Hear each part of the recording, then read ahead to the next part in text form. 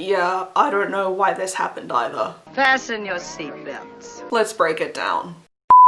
So, in the merry month of May 2020, I joined TikTok. Dawn of a new era. I'd heard everything about it from younger cousins. I'm old, Gandalf. From people on YouTube, because yes, the TikTok mania even spread to the artisty, witchy spaces that I frequent. What do you burn apart from witches? For witches! I also heard that people use the app in kind of a really fun, funny way. Oh my god, that was so funny!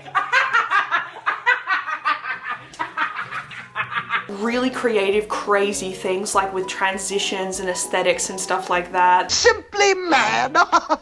And interpreting sounds in all different ways. It sounded like a good time, so I thought I would join up and see what all the fuss was about. Hey, funky bunch, what are you guys doing? Maybe 2 weeks after I joined, I saw this one of a girl that was filming herself doing something random, like I think it was painting. Today we're going to do a wonderful little painting. But the audio was, if you joined TikTok just to see what was happening kind of as a joke, but now you're completely addicted, clap your hands. Yeah, something like that. And I was like, yeah, bro, that is literally me. The first one I made wasn't even a public post. It was just a little thing that I did of my Beltane altar. And when I look in my window, so many different people to be, that it's strange. That was my first one, and then I just did a couple of other ones where I was just being silly with like effects and filters and things like that. I thought absolutely nothing of it. The last laugh is on you. And always look on the bright side of life. And then, one Saturday, I needed to dye my hair. I already gave you guys a video here on YouTube about how I dye it. But as of that point, I think it was literally like 5 or 6 TikTok followers did not know anything about the whole bleaching and purpling madness. So I decided that I would show them. You're the fount of wisdom on this topic. I had absolutely nothing to do that day. Bored. So I decided to make a proper capital M moment out of it and actually make 2 TikTok videos while I was dyeing through the whole process. And one turned out to be a complete failure, as it happens. I'm super bad. Probably the most viral sound at the time was a song that goes, wipe. Wipe. Wipe it down. Wipe. So people would do that as a transition, where when their hand moved over their face in the mirror, they would transition to like a different outfit or a different person or something like that. Wipe it down. Wipe. So I wanted to do one of them where first I would have my like greasy hair with the black roots, wipe to see me with my head full of bleach, wipe again to see me all bleached with the yellow roots, wipe again to see me with all of the purple goo, and then the final wipe would be me with the fresh dye, right? Right! Basically turned out to be a complete frickin' failure because the bathroom mirror that I have is actually attached to 2 doors of a cupboard, so there's this weird line in the middle of the mirror that is where the doors are, and so because of that line I just couldn't get everything to match up to make it look like I was actually wiping properly. It just looked completely janky. This is janky as fuck. So good thing the other TikTok video I decided to make in the course of that day ended up being rather more successful. Oh, well, that's a masterpiece of understatement. So I decided that I would do a slightly longer series of like a few seconds at a time of me explaining the bleaching and dyeing process. Just like a little summary. Seemed boring as hell to me, but again, I had nothing better to do and maybe some people might find it useful. And seriously, I just can't understate my boredom. It was May 2020 and we were all in completely the world has stopped moving mode, and I had already written 3 screenplays to try and occupy myself, and I was like, you know what, I'm just gonna devote an entire day to my dye and a good part of that day bothering to make this frickin' video. That kind of TikTok was right up my alley as a 25-year-old supposed to be an adult but isn't, so I dayed the seas. How to dye dark hair purple. If your hair's any darker than quite light brown, you will need to bleach it. That is the only way to get a really bright color. Buy bleaching powder and a cream developer that corresponds to your hair type. I use 30 volume peroxide, the strongest one there is, because my natural hair is nearly black. Just to be realistic about at-home bleaching when you have dark hair, it's not going to go blonde, it's going to go yellow. You need a nice vivid color that's going to saturate the yellow and hide it. I recommend the brand Dare, and my favorite shade is this Poison Berry. Buy a hair color mixing bowl and a brush applicator. Start mixing up your bleach according to the instructions on the powder or on the bottle. Add the peroxide to the powder and stir really, really well. You want to make sure it's smooth with no dry powdery clumps. Make sure your hair is in the right state before you start to bleach. For example, this bleach calls for dry, unwashed hair, so that's what I've got. If you wear glasses, the peroxide will affect the color of them, and so use an old pair that you don't need anymore. Put your laptop in your bathroom and put a video on because you're going to be in here for a while. Section your hair into 2 parts so you can do one then the other most effectively. Time to get to work. I saturate all visible areas first and then go for the layers underneath. For larger areas, you might find that applying the bleach with your fingers around the back the same way you might apply conditioner will be easier for you. If you're going to do that, keep your hands away from your nose and mouth so that you're not breathing in the fumes. If there's someone else in your home, walk out to them and ask if they can see any spots you've missed. If you're alone, then put your phone on a shelf and do this so you can check for yourself. When you're done, if your hair is my color, leave it in for about 20 minutes to half an hour. To me, it's always better to do that and have a little bit extra than have to bleach your whole head again, which will cause more damage. Time's up, wash it out with warm water and shampoo, apply a conditioner to get the tangles out, and then shampoo it again so there's no residue that your dye might stick to. Oh my god, this looks so dodgy, eh? Pay attention to your dye bottle. Mine says to apply it on dry hair, so I've let mine dry, but if you use another brand, it might go on wet hair. If you have a white sink, put a rag down on it. Put pawpaw ointment or Vaseline around your hairline. It helps the dye stain less of your skin. Rinse the bleach off your brush and bowl and get your gloves on. I need 2 tubes of dye to fully saturate all my hair, and I'll give you a pro tip for how to get your money's worth out of a dye tube. You're actually going to cut the top off it. Now reach inside the tube with your gloved fingers and get out every last drop that squeezing can't get. Have some cleaner standing by to get rid of any stains straight away with hot water. Similar to the bleach, I do the front most visible parts first. Time to get painting. Make sure you get all of the baby hairs. Work the dye into all the layers, making sure that you go up from underneath as well as top down. Create a bun by twisting. Wrap the whole thing in plastic. Scrub stains off your skin using shampoo and a stiff brush if you have one. Most dye tubes and bottles will tell you to keep it in for about half an hour. I personally keep mine in for as long as I can, even 3 or 4 hours, and I really think that helps it doubly soak in and stay brighter for longer. When it's been in for as long as you like, take the plastic off and get ready to wash it out with no shampoo, just conditioner for now, and make the water as cool as you can stand because hot water leaches the color. And voila! So there they are. And all together now, they are so boring. Just apologize to all the viewers, so it's fine. And the 4th one, that last one, has over 47,000 views. What? That is 23 times more than my most viewed video on here, which is my rainbow paper video with 2K views.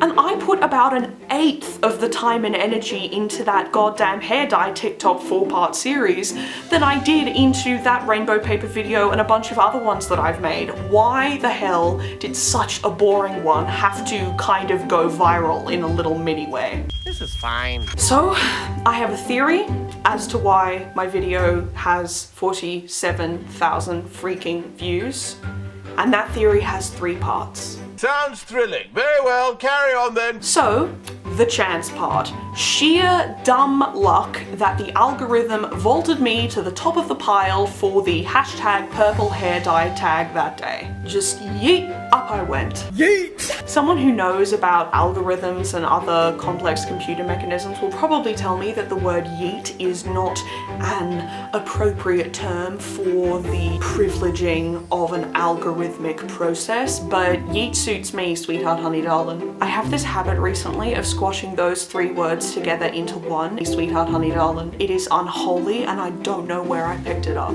I mean, there's no way I'm the first to say it. Like, some blonde-haired owner lady of a hair salon in Georgia in the USA has definitely said it at some point, you feel me? Like, probably to a client who's had a terrible day. Oh, come in here, sweetheart, honey, darling, wipe your tears. We're gonna make you feel so pretty and you won't even think about that man ever again. I've always depended on the kindness of strangers. That accent started in Georgia and then went by Alabama on its way to the garbage bin. Ew. What the hell was I talking about? God damn it. You need Ariadne's thread to find your way out of the tangent maze of my brain. Not funny! So, second 47k view hair TikTok theory. The fact that I actually did it kinda wrong. You're entitled to your wrong opinion. I guess people like nothing better than to see someone fail, or in my case, screw up just enough that there's something to call me out about in the comments. No! What did I get wrong? I'm glad you asked. I'm glad you asked. I'm glad you asked. There's a part in the video that you saw where I mentioned something that I've been doing for pretty much the whole time I've been dyeing my hair now, which is leaving the purple dye in for hours, like actually as long as possible, because I personally believe that means it soaks into your hair more and therefore stays brighter for longer. You know nothing. Right after I posted the video, lots of people were commenting, you know, oh my god, don't do that, you're gonna ruin your hair. And I was like, oh, like I'd never been told that. Alrighty then. Apparently leaving dye in too long damages your hair and makes it transparent. Like that was the term that like hairdressers were using in the comments. I don't know what that means either. And so I just thought, oh great, thanks for letting me know, people with professional knowledge, nice to see you. So I did thank them. Oh, thank you so much. But I also thought, like, it clearly doesn't ruin your hair as much as they think it does, because if it ruined your hair, all of mine would have broken or fallen out by now. Like, I've been doing the whole leave the dye in for literally hours thing for so long and all of my hair is still on my head, so like... That is new information to me. Maybe I just have hours of dye-proof hair blessed by Persephone. Guys, I just simp for Persephone, ignore me. There were also hairdressers correcting each other in saying that no, that particular type of dye that I was using wouldn't ruin my hair, so I don't know what is the perfect right answer or the wrong answer or whatever. I just realised I don't care. Right, so in summation, I think my video got 47k views because people love an opportunity to tell somebody else that they're doing something wrong, but there were lots of lovely comments as well that were like constructive and sweet and positive, so I focused on those. Now, on to our third and last reason for 47k. This is directly related from the previous. People saw that I was doing it wrong and they wanted one person and one person alone to correct me. Mr. Brad Mondo. This feels so weird. Yes, friends and enemies, they were tagging him. He is a hairdresser on YouTube and TikTok who has made a lot of millions and millions of views by reacting to like terrible at-home hair dyeing or haircuts that people do to themselves. Oh no! I saw at Brad Mondo over and over and over again in my videos comments as people tried to get him to see it. Spoiler alert, he clearly didn't, because if he had, maybe he would have reacted to it, but in any case, I just think it was a pretty boring video and like... The video is boring, and now the number of times I've called it boring is boring too. Yeah, that's that on that, but like, cheers for bumping my video further up the algorithm by making reference to Brad Mondo. So So the traffic in the algorithm created by his name had more people checking in to see what was up. What my mum and I kept saying was that surely they weren't actually watching the whole thing. Like, I don't know if a TikTok view only counts if they watch more than a couple of seconds, because I really don't think it should be counted as a view if someone sees your video for 2 seconds and then scrolls away immediately. So like... That all worked out. No, I have no idea what that was about either, but... I think that this is proof of the fact that views are counted by like only 1 second or 2. You know I'm right! So there we have it. I believe my dumb little video got 47k views because the algorithm clinging on to the discussion of my mistakes and the tagging of Mr. Mondo. That's not it. So while all of these views were piling up, I was doing something far more important than hair dye or TikTok or anything like that, which was actually going to a Black Lives Matter protest with a couple of my friends. We were there in the cold, socially distanced of course, just yelling our spleens out for justice, and just, it was so cathartic and so beautiful, and I obviously wasn't checking my phone. But then I ended up at my friend's house afterwards, and I got my phone out when we got there, and I checked it then, and like, I didn't expect the video to have more than 1,000 views, let alone multiple thousands. This is going really well. It was so unexpected and hilarious to me that I must have sounded like a total dickwad for remarking upon it over and over and over. Over and over and over again and over. Ria, Che, I'm sorry I kept interrupting Dance Mums with saying this is ridiculous and all of these other laughing sentences.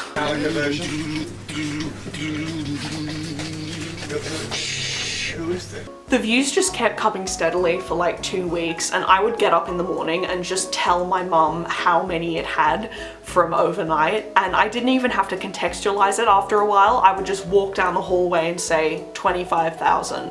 It was, my friends, a total meme.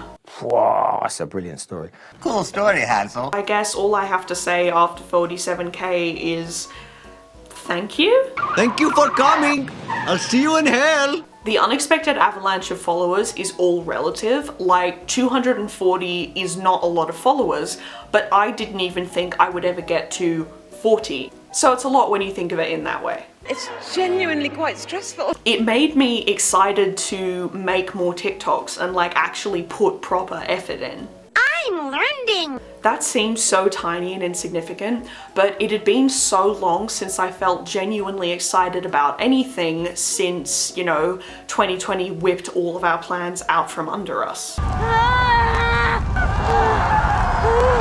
My mental health was not wonderful, and I don't know if I should make a video specifically about that because it's really important to me to keep things real, but I also don't want to focus on the negative. It felt like this sudden influx of followers was the universe throwing me a bone, so to speak, so I decorated that bone with rainbow stars, metaphorically speaking. So that's the tea.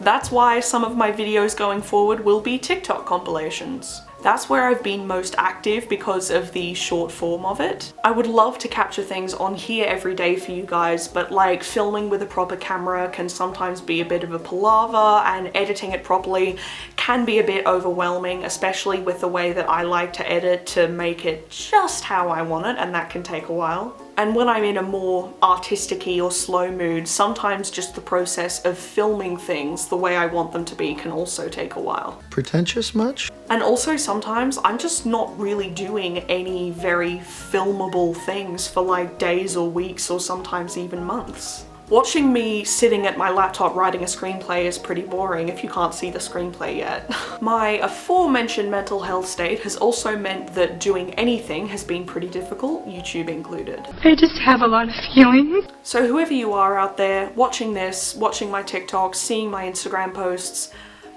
we're gonna be okay. You nice, keep going. Never forget that. I'll see you soon, and hopefully a lot more often. I have many, many plans, but no matter what happens with them, I am enough, and so are you, no matter what happens with your plans either. Stay imperfect, stay hopeful. I love you, keep going.